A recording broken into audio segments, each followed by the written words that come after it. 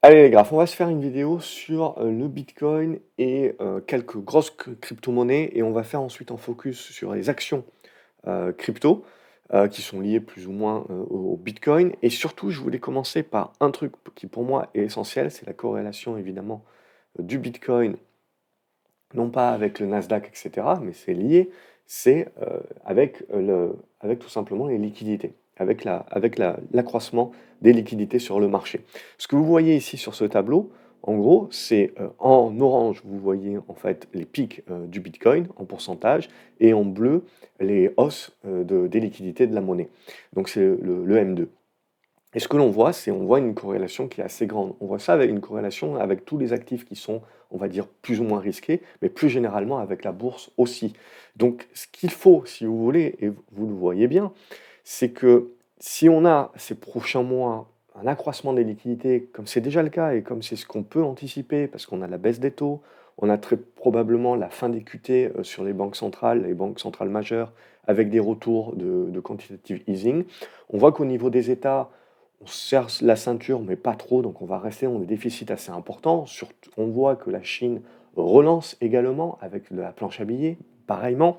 Donc on est dans un accroissement, si vous voulez, des liquidités et de l'argent et du M2 qui, en anticipation, va être croissante. Et donc si on garde cette corrélation que l'on a jusqu'à maintenant, on peut se dire que c'est ça qui peut ramener des liquidités également sur les actifs risqués et pourquoi pas sur le Bitcoin. Et quand on sait que sur le Bitcoin, on n'est pas loin de breaker ce truc et que tout le monde est en train de se chauffer, eh ben en effet, ça peut créer probablement une hausse, peut-être pas vers les 100 000 dollars parce que c'est peut-être un petit peu trop péchu, mais je dirais à minima vers la zone des 80 000 à 90 000 dollars pour la suite.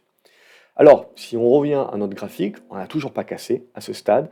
On voit que la figure est encore assez large dans notre triangle, donc c'est un truc qui peut ramer, c'est un truc qui peut mettre encore du temps à se mettre en place. Mais toujours est-il qu'aujourd'hui, on s'en était parlé déjà, je vous avais mis le premier niveau à 60 000 dollars qui était important à conserver, on l'a fait. Maintenant, ce qui serait bien, c'est qu'on ne retrace pas plus que les 63 000 dollars et que l'on crée éventuellement une petite conso pour la congestion pour partir. On peut casser d'un coup, mais on va dire que ici, ça créerait une accumulation qui ferait que quand on casse, on pourrait avoir un départ un petit peu plus péchu.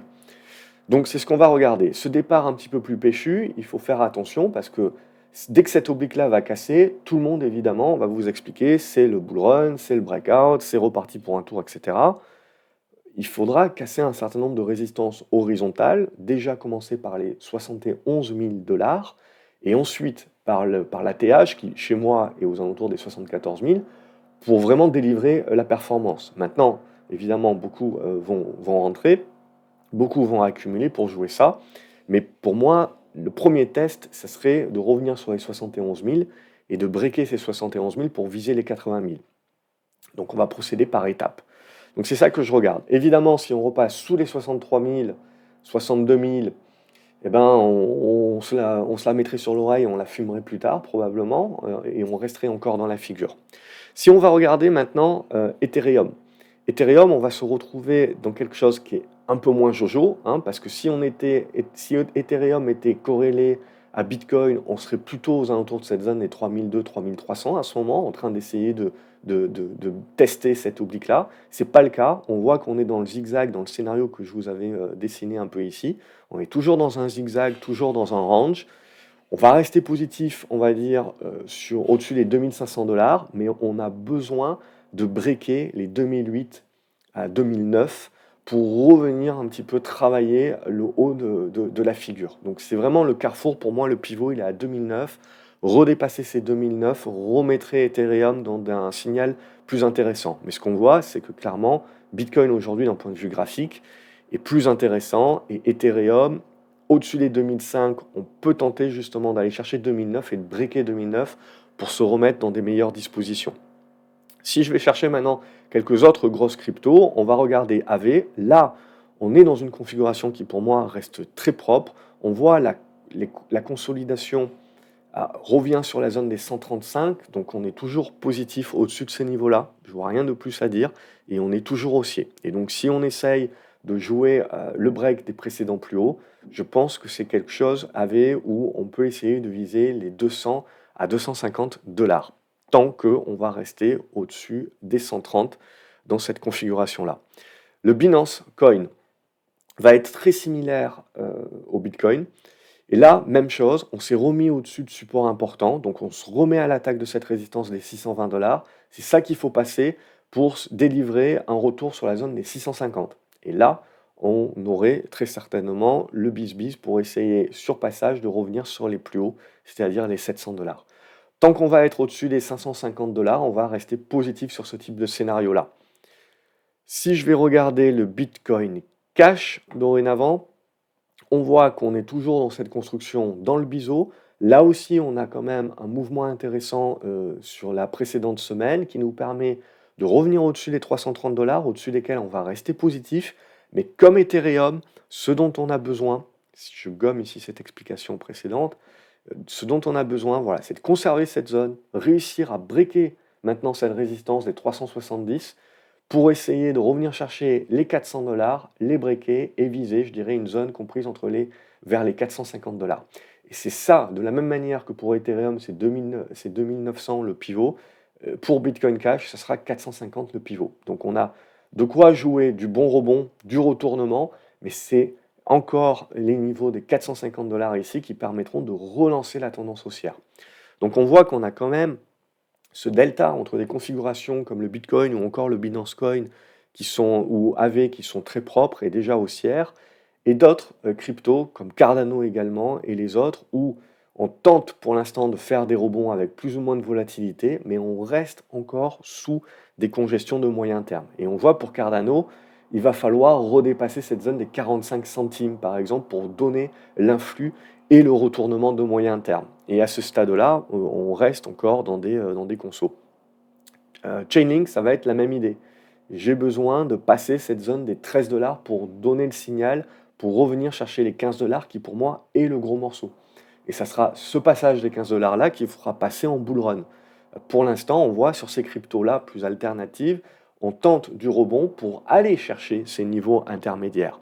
Si on prend un même coin maintenant comme le Dogecoin, on voit tout de suite qu'on a quand même des poussées assez intéressantes et on revient sur des niveaux de pivot.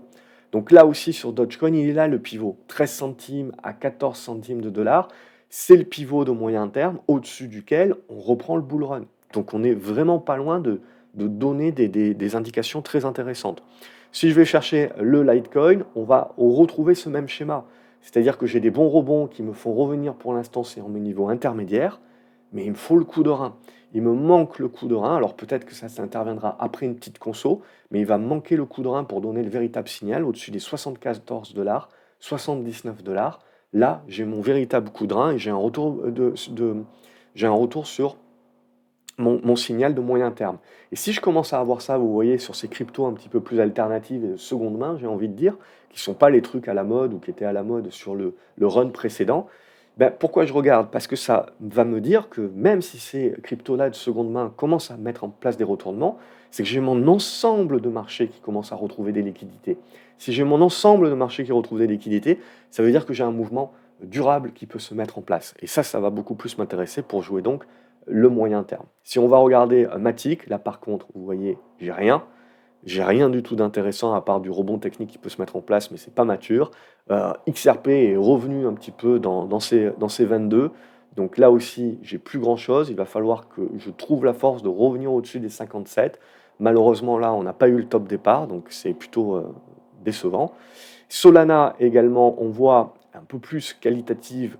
Donc là aussi, on va revenir travailler le haut de la figure. Mais en intermédiaire, on a ce niveau des 160 dollars. Donc là aussi, on a quelque chose qui ressemble beaucoup plus à ce que nous fait le Bitcoin ou le Binance Coin. Et on voit tout de suite que les flux sont là. Donc on est revenu au-dessus des 145 dollars, au-dessus desquels on vient positif.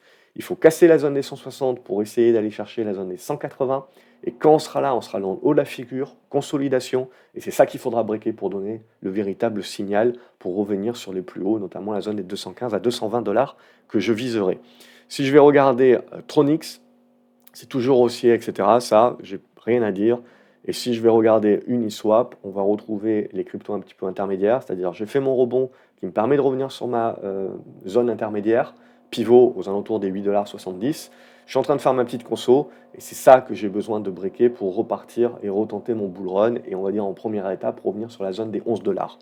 Donc voilà un petit peu juste quelques cryptos triés sur le volet juste pour vous montrer quelques configurations, sans pour autant voilà, vous montrer nécessairement celles qui sont à la mode ou hype, etc., mais pour faire une analyse un petit peu de l'ensemble du marché. Maintenant, si je vais regarder quelques valeurs qui sont près ou de loin liées aux cryptos. J'ai Bit Digital, ça ressemble beaucoup au Bitcoin.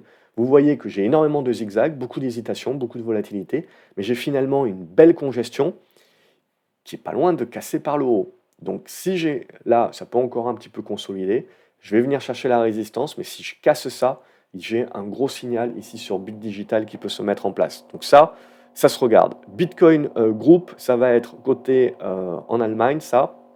Si je nettoie mon reste, vous voyez que là aussi, ça fait très longtemps qu'on zigzague pas mal, et ça réagit un petit peu comme un petit peu un entre-deux. C'est-à-dire j'ai ma congestion ici, donc tant que je tiens mes 50 $, c'est plutôt positif. Je cherche à passer ici cette zone des 55 $ pour venir me chercher la zone des 58 et après breaker la zone des 58 et relancer vers les plus hauts.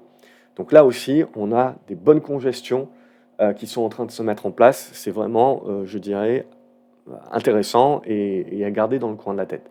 Si je regarde maintenant BitDeer Tech, on va se retrouver un petit peu comme les cryptos de seconde main, c'est-à-dire j'ai pas encore de bull run, hein, je ne peux pas parler de bull run, etc. J'ai une congestion intermédiaire qui me fait revenir sur mon niveau pivot intermédiaire, qui est aux alentours des 8,50 $.